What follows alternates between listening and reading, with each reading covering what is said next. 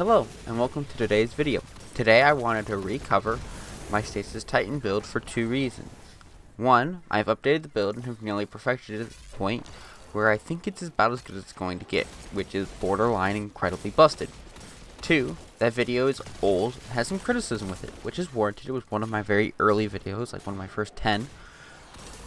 And to the criticisms I've gotten in that video, I have A, changed through video development, or B, I disagree with, and I'm showing off in this video with new and fresh gameplay. One of those criticisms is this build was not endgame viable. This build is incredibly endgame viable. As you will see, I am playing Master, Birthplace of the Vile, a brand new Nightfall that released with the Witch Queen, and though it's not the hardest Nightfall this season, it is still relatively challenging as a Nightfall, and this build handles the Nightfall just fine, and helped out the teammates just fine. Alright, first up, is the class better or worse than it was? In case you didn't know, in 30th anniversary, Behemoth got a passive buffs, which really helped the class a lot and made it very strong. However, the class maintained an overlooked state, and IMO is still not regarded at the level it should be, especially considering that what this class can accomplish, especially if you pair with Heart of Inmost Light, as we will be today. So yes, this class is not necessarily better, but it is about the same as we left it, and that's very strong. Also, one thing to note, they did nerf the super slightly, so during the 30th anniversary part of last season, when they first did that huge pass, they actually buffed Behemoth's super crystal generation, and made the super do like crazy damage. You were like one-phasing strike bosses all on your own. It was actually insane. They've brought down the total crystal generation. It's pretty solid still, in all honesty. It's not like insane or anything, right? But it's still relatively good crystal generation, all things considered, and it's still a pretty good super overall for damage, if you need to use it for damage. Obviously, the more typical damage supers out-damage it, but it's still an overall damage super. It is a very good roaming super now, though. It has been for a while. What it can do as a super is still very good. So it's gotten to be a point now where it's actually a pretty decent super. Next up, what has changed about the build before I show it to you. First, I have a better understanding of how Stasis and Elemental Wills interact. So because of this, I've changed my mods. With Void 3.0, Stasis Titan's Overshield, though is not strong, maybe stronger than the Overshield granted by Void, is not really a viable choice, since if your goal is to farm Overshield and health, Void does it significantly better now. The way Void is designed, Void is the Overshield farming class, and with that, the Overshield farming class, it just kind of pushed Behemoth out of that category of being able to farm OS the way Behemoth could, though the Behemoth Overshield is a bigger and stronger Overshield. It's a more traditional Overshield that we're used to in the game. And it's not that Void Overshield, so this Overshield is stronger, but it's not as easy to farm and not as easy to maintain, and I don't think that's where this class shines at all. Lastly, I finally got an unrelenting Headstone IS Luna, so now that you have your background information, let's head into the build for today.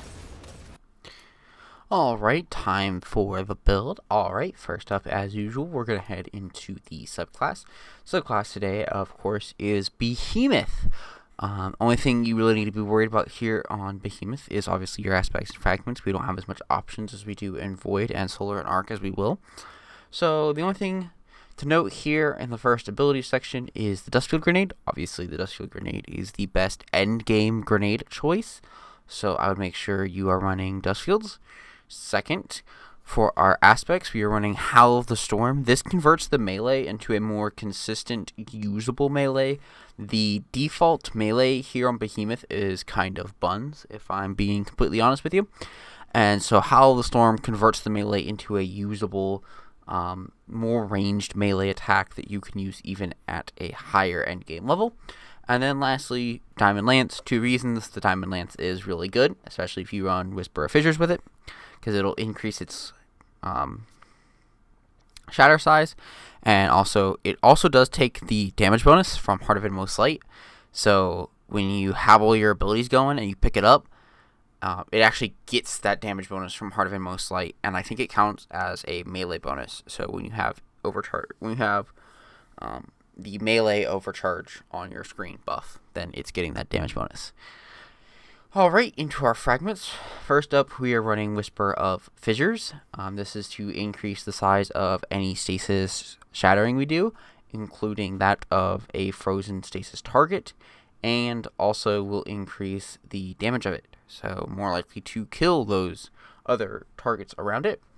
We're running Whisper of Shards. This is any stasis crystals we get, and then we destroy them, will help generate us some grenade energy. And this on top of the Recharge Grenade X2 with Heart of Inmost Light, you're looking at like 5-second dust fields. It's actually stupid. You could get your dust field back really fast, and that alone makes this class super strong. Not to mention you can go pick up a Diamond Lance, then freeze another group of ads, and by the time you're just in this loop of, you know, throwing your Diamond Lance, throwing your grenade, throwing your Diamond Lance, throwing your grenade, and chucking a melee here, throwing a barricade there. It's just a super fun, fast-paced loop. Whisper of Rending is our next fragment, and this is just to let us one-tap Stasis Crystals with Ias Luna, or one-burst them with the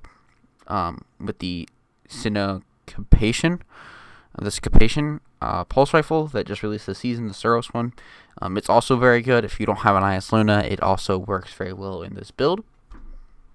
Or you can even run Crate, but we'll get to the weapons in a second. Whisper of Durance to make our dust fields last so long that you can throw 3 of them in the same spot if you are running all of your abilities correctly. And this also increases like the duration of any other slows, which will then make sure our enemies actually stay slowed. And then lastly, if we defeat any frozen targets, we get our class ability. We'll get some class ability energy, and this is a lot of class ability energy on frozen target defeat. So this really helps us chain all 3 abilities, and so you're really starting to see the loop here. You know, you chuck a melee, then you throw then you throw a grenade, then you chuck a barricade up, and then you kill those enemies inside the dust field, and then they'll give you your barricade back, and then you throw your barricade back up. That'll give you grenade times 2. You throw your grenade, and that's your loop here. Then you're just constantly chucking every ability in your arsenal to help keep everything frozen. And then, you know, you're in between rooms, you pick up a Diamond Lance, the next room you get to, you immediately freeze everything.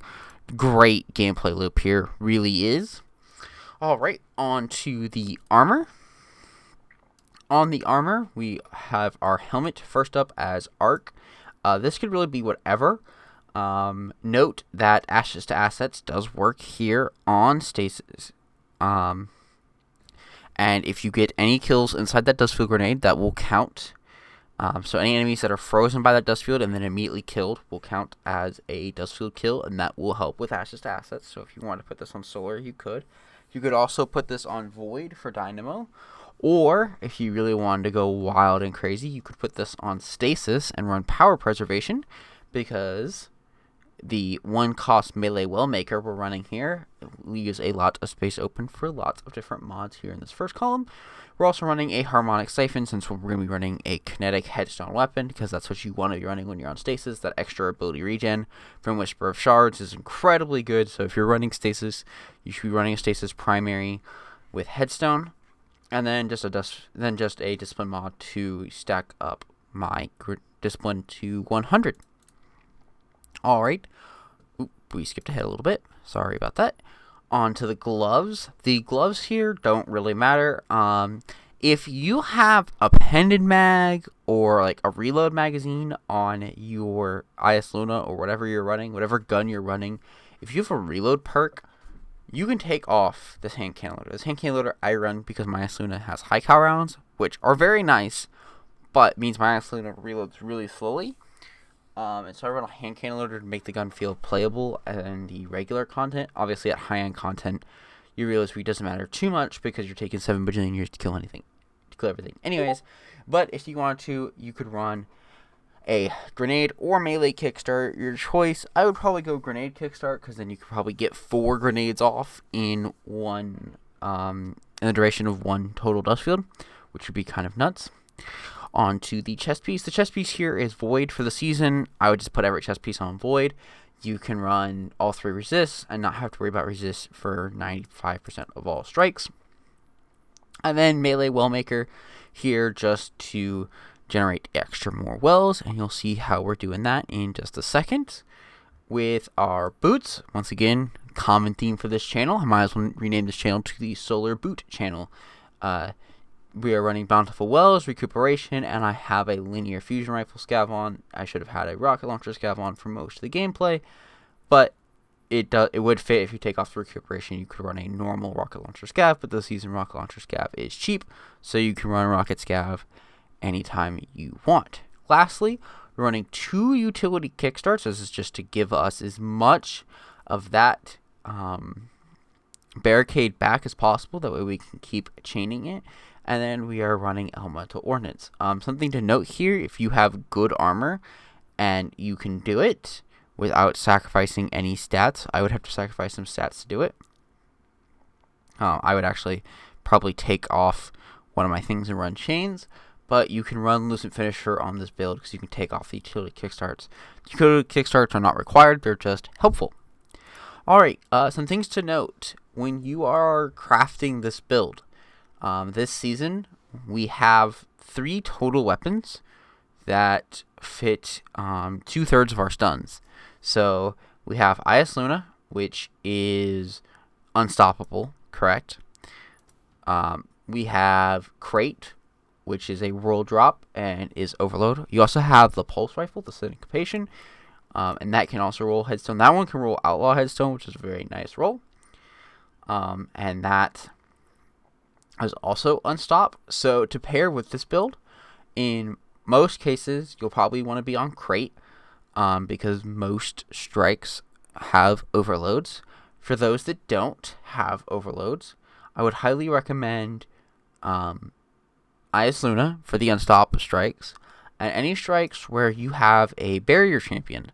I know it's a little far off and a little hard to admit that this is still a viable weapon, but Ariana's Vow fits perfectly here into the energy slot as your second champion stun.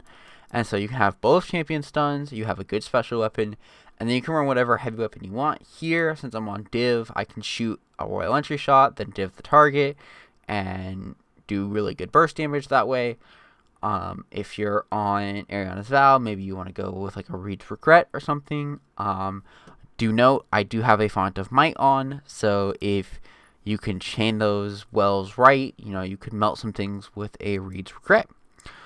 Alright, that's it for the build, and we are done. Alright, that's going to be it for today's video. I hope everyone has enjoyed this video. I hope you learned something about Behemoth Titan, and maybe it has convinced you to go play Behemoth Titan. I would love to see Behemoth Titans more often. The class is very strong, especially if you know what you're doing build-wise, and this build does do exactly what it needs to do and lets you abuse those Behemoth and Stasis abilities. Those Stasis abilities by default are really strong. That total stop of enemies is really strong. So any Stasis class is at least A tier, but this one is very, very strong minimum because of what you can do with Heart of Inmost Light. So I hope everyone enjoyed. If you did enjoy this video, please consider leaving a like here on this video and subscribing to the channel. We are pushing towards 150 subscribers, and we are pushing towards 30,000 views. I did not think that at the end of March I would be at 30,000 views, so thank you all who have watched this video and any other of my videos. And that'll be it for today. Thank you, and goodbye!